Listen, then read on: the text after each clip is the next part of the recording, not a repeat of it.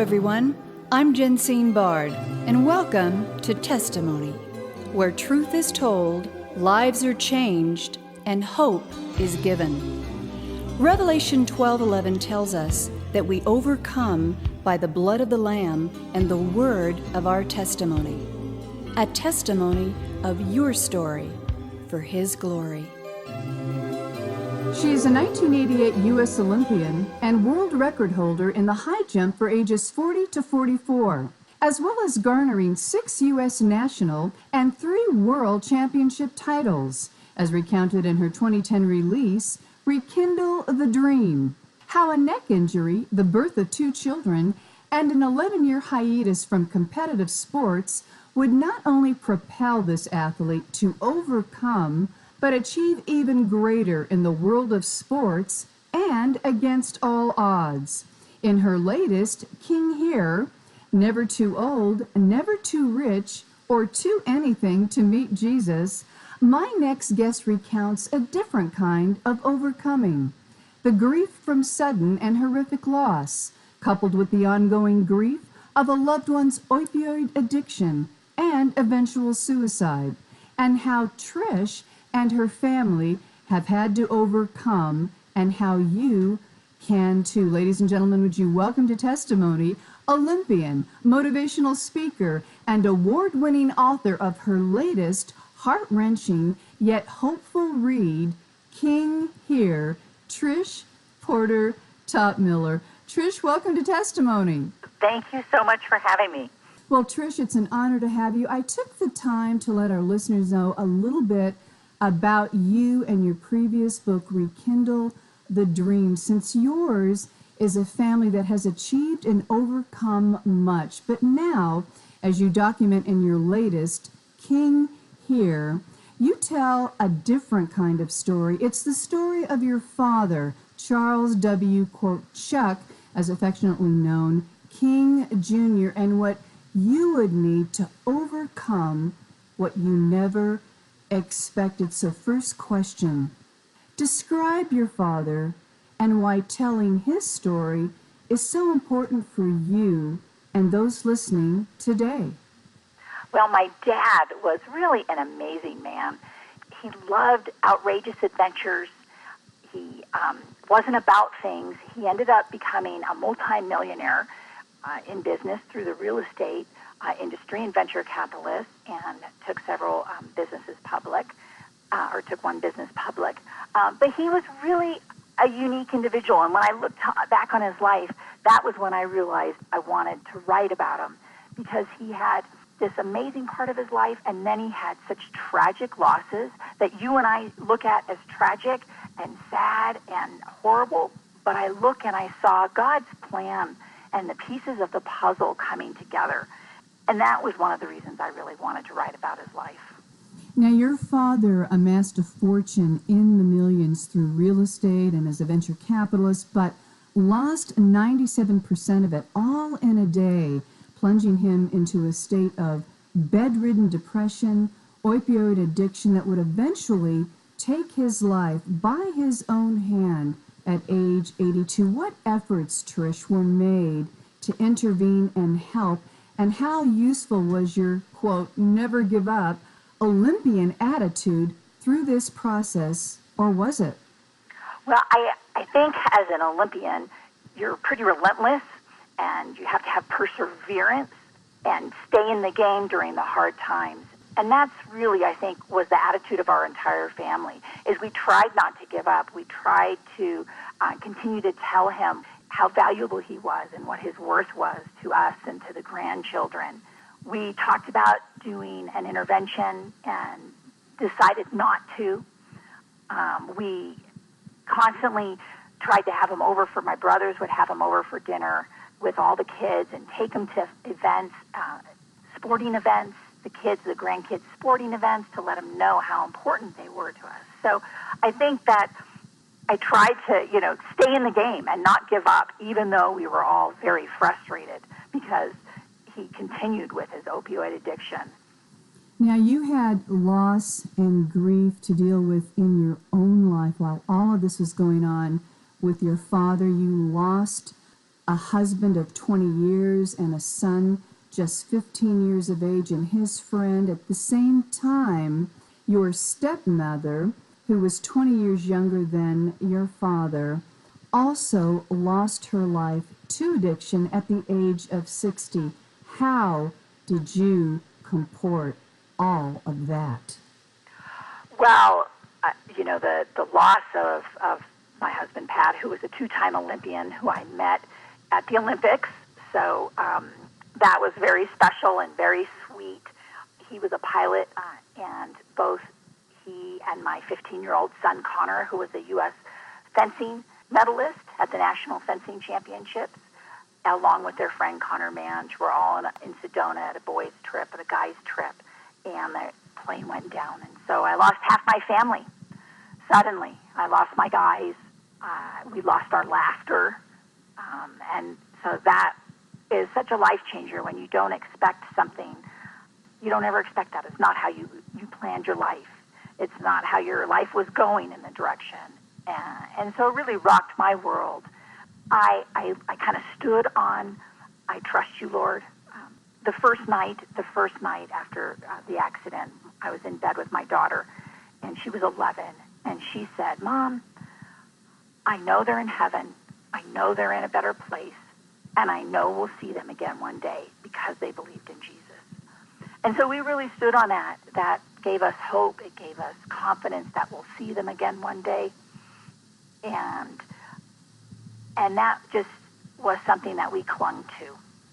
Amen and amen. Ladies and gentlemen, you're listening to Trish Porter Topmiller, award-winning author of her just-released King Here, Never Too Old, Too Rich, or Too Anything to Meet Jesus. Your father was the epitome of go-get-em, success, risk-taker, adrenaline junkie, family man, jet-setting here and there, wonderful times, and all of a sudden, as you recount in your book, he's in bed, sleeping most of the day. He doesn't handle the death of his wife well. You're trying to, as you alluded to earlier, get him out, get him around the grandchildren, give him hope, give him life, but still something was missing. And in the meantime now, you are now remarried to a wonderful man whom God used eventually to lead your father to the Lord before his death. And the angel you call Michael. Tell us about that. So, yes, Michael, so my dad finally agreed to go to church after I got married. I say that was kind of the closest he'd come to church in a long time, was our wedding.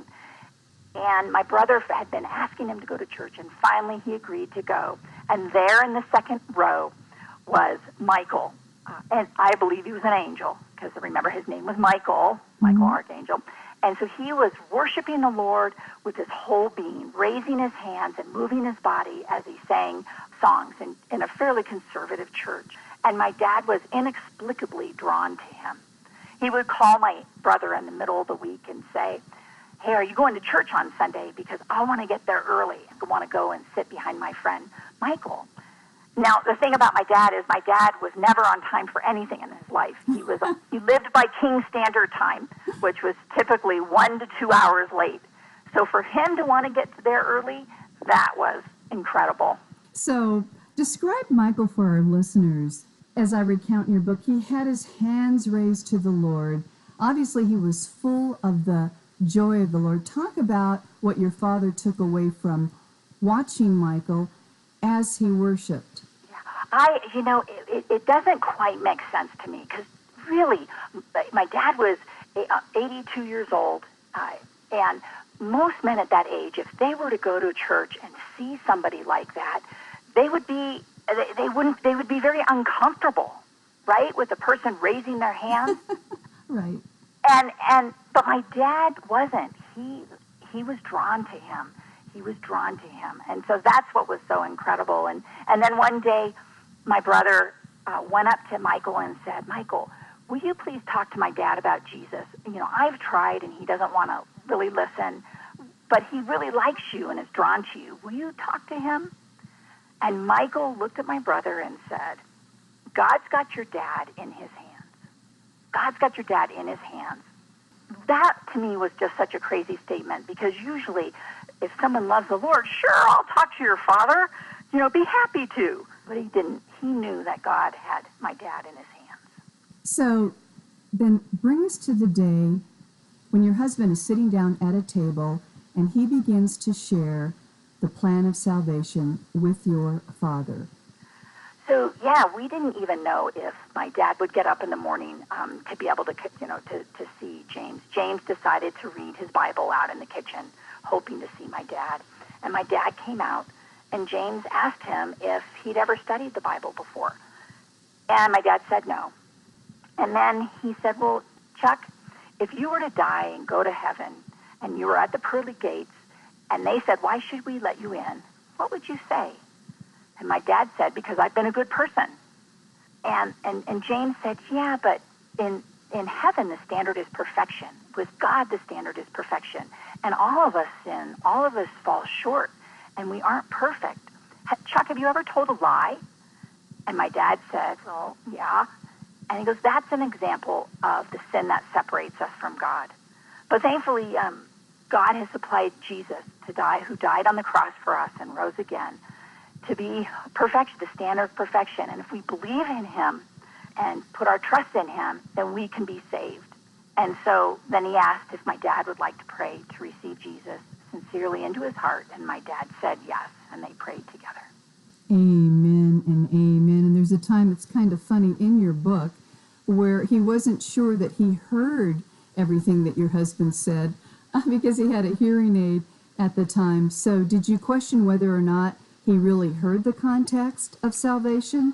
Oh, yes. No, he absolutely heard, because he did. He kept getting closer and closer to James as James was talking.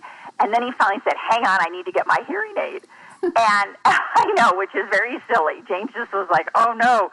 But the thing is, my dad didn't usually sit and listen to people talk for very long, unless it was maybe about business. So I knew Dad was also drawn to the words that James was using. And James also understood my father, because he was a businessman and he had lost his wife too. So my dad couldn't say, well, you don't understand my pain. He liked James. He knew James understood his pain and had gone through something similar. Amen and amen. Ladies and gentlemen, you have been listening to Olympian, motivational speaker, and award-winning author, her latest, King Here. Never too old, too rich, or too anything to meet Jesus. You can learn more about Trish's work, ministry, and mission by visiting TrishPorterTopmiller.com and get her book, Get Informed, Get Inspired, and above all, get hope that suicide does not have the final word, and all things are possible through Christ who loves us. Trish, thank you for sharing just a little of your amazing journey and that of your father, a blessed memory, Charles W. King Jr., a man of few words, great achievements, great losses, yet in the end, great hope. We look forward to hearing much, much more next week. God bless you. Thank you for having me. Testimony is a global broadcast made possible by the generous contributions of our valued partners at Jensine Bard Ministries and you, our listening audience. Together, we are reaching souls for Christ, one testimony at a time. If you would like information on how you can support this broadcast with your tax-deductible gift, please visit us at jensinebard.com. That's one word, JENSINEBARD.com. And join the conversation at our Facebook page, Testimony with Jensine Bard. Thank you for listening, and please join us again for Testimony.